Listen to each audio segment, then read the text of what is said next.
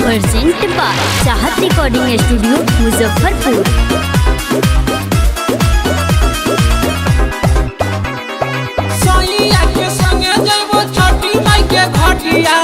लेके सुनर दौरा मात ये सखी भोरे हो भोरे सैया के संगे जइबो छठी माई के घटिया लेके सुनर दौरा मात ये सखी भोरे हो भोरे दुनु बेरा जाइब हम घाट ये सखी भोरे हो भोरे दुनु बेरा जाइब हम घाट ये सखी भोरे हो भोरे।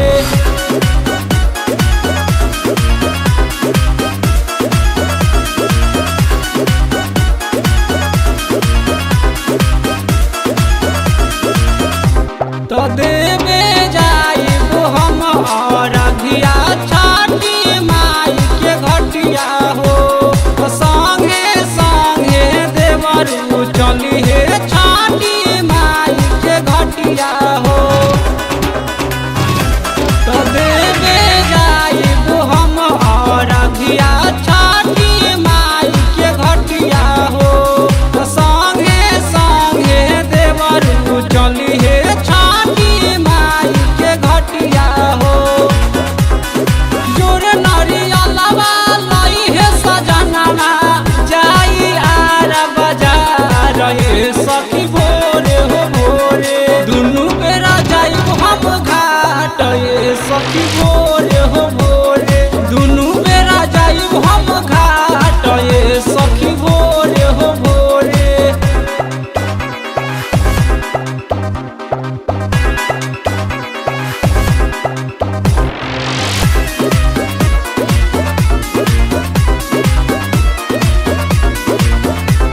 प्रेजेंट बाय चाहत रिकॉर्डिंग स्टूडियो मुजफ्फरपुर।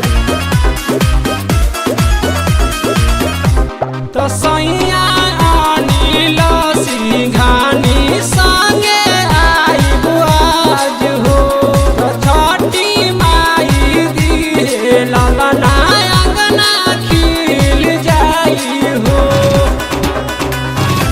तो सैया अनिल सिंघानी संगे आइब आज हो छठी माई दिहे ललना